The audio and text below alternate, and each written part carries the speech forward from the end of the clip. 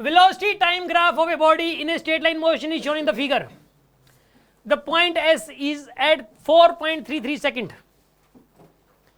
The total distance covered by the body in the 6 second. पहली 6 सेकंडों में distance travelled आपको बतानी है कितनी हो जाएगी इसके अंदर.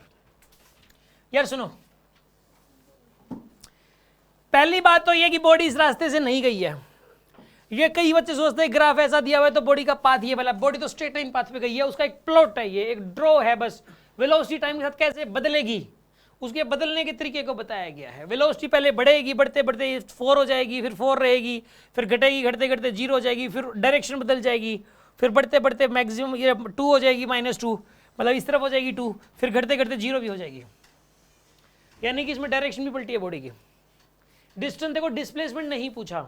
डिस्प्लेसमेंट पूछता अगर तो ये वाला एरिया पॉजिटिव लेते हम लोग और ये वाला एरिया नेगेटिव लेते. अभी पूछा है डिस्टेंस तो ये वाला एरिया भी पॉजिटिव और ये वाला एरिया भी पॉजिटिव, और इन दोनों को आप ऐड करोगे, सीधी सी बात है. बस एरिया निकालने तक का क्वेश्चन है इसमें. लेकिन इसने इतना सिंपल नहीं दिया एरिया निकालना भी. नहीं सिंपल ही दिया, क्या दे रखा है इसमें ऐसा. बस इसने 0.33 करके ना बच्चों को थोड़ा डिस्टर्ब कर रहा है, और कुछ नहीं है. कि इसकी कैलकुलेशन इसकी वजह से थोड़ी सी फंस सकती है और कुछ नहीं है. अच्छा एक बात बताओ, 4.33 का मतलब क्या है? तीसरा हिस्सा 4 + 1/3. 1/3 को भी 0.33 बोलते हैं हम, ठीक है ना. आप है ना, वैसे एक बात बताओ, पास होने के लिए कितने नंबर लेने पड़ते हैं 100 में से? कितने % लेने पड़ते हैं? 33% नहीं होता रियलिटी में. वो रियलिटी में होता है 100 का तीसरा हिस्सा, यानी कि 33.33% चाहिए होते हैं रियलिटी में. 33% नहीं चाहिए होते. तो यहां पर भी एक का अगर तीसरा हिस्सा करोगे 1/3 तो ये होता है 0.3333. ऐसे 33 लगता रहता है, कभी खत्म नहीं होता, ठीक है ना. तो ये एक का तीसरा हिस्सा है, एक का तीसरा हिस्सा है. तो ये वाली जो लेंथ, आप एक काम करो, सुनो अब आप,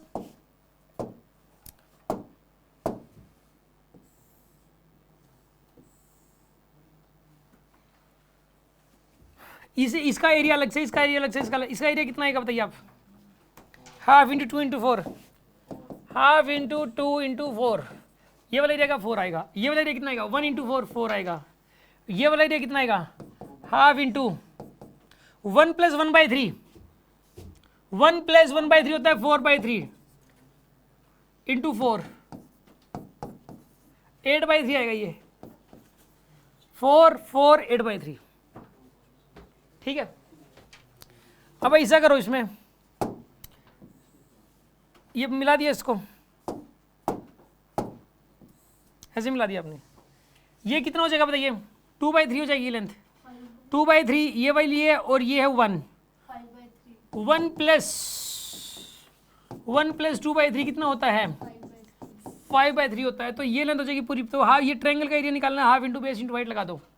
half into base into height, यहाँ से यहाँ तक की लेंथ कितनी हो जाएगी? यहाँ पे 5/3. और ये वर्टिकल हाइट कितनी है बताइए? 2 है. तो ये वाला एरिया कितना हो गया? 5/3. अब इन सबको जोड़ दो, आंसर आ जाएगा. आंसर निकालने के लिए 4 + 4 + 8/3 + 4 5/3 प्लस का 5/3.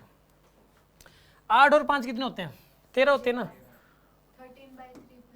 8 + 13/3, ये कितना आएगा? 13.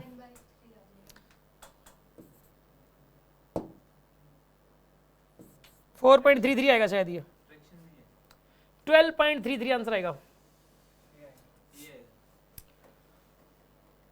ठीक है. ये इसको ही सोल्व कर लो यार. 24 और 13 कितना हो जाएगा? 37/3 बनेगा एग्जैक्ट. इसको सोल्व करो, 37/3 बनता है. ये आंसर समझ में आ गया होगा. ये वाला क्वेश्चन सिर्फ ये बताने के लिए था कि वीटी ग्राफ के अंडर का एरिया डिस्प्लेसमेंट देता है. वीटी ग्राफ के अंडर का एरिया क्या देता है?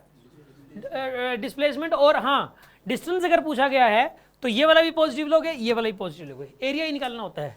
सिर्फ एरिया निकालने के क्वेश्चंस भी आते हैं. 2020 में आया था, सिर्फ एरिया निकालना था आपको. समझ में आ गई बात आपको? किसके बाद 8/3 कहाँ है इसमें? 8/3 एक बात बताओ, 3 से लेके 4 तक की डिस्टेंस कितनी है? 1 है। ये 4 है, ये 5 है, इनके बीच है यहाँ पे 1, और इसका जो तीसरा हिस्सा है ना, इधर से 1/3 से पास हो रही है लाइन, यहाँ से 1/3 पार्ट है, ये 1/3 है, और ये वाला 2/3 है। ये कितना है? 1/3। ये कितना है? 2/3। एक का तीसरा हिस्सा कर दो, 1/3 बचा। अब 1 में से 1/3 घटा दो, 1 में से 1/3 घटा दो तो 2/3 बचेगा। तो यहां से लेके यहां तक की लेंथ है 1/3, यहां से लेके यहां तक की लेंथ है 2/3। अब ठीक है, अब ये ट्रायंगल का एरिया चाहिए था, तो ये 1 है, ये 1/3 है, तो 1 + 1/3 लेंथ आ गई।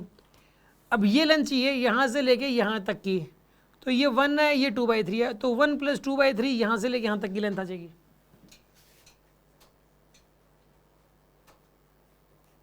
समझ में आया? कोई ना आ जाएगा समझ में।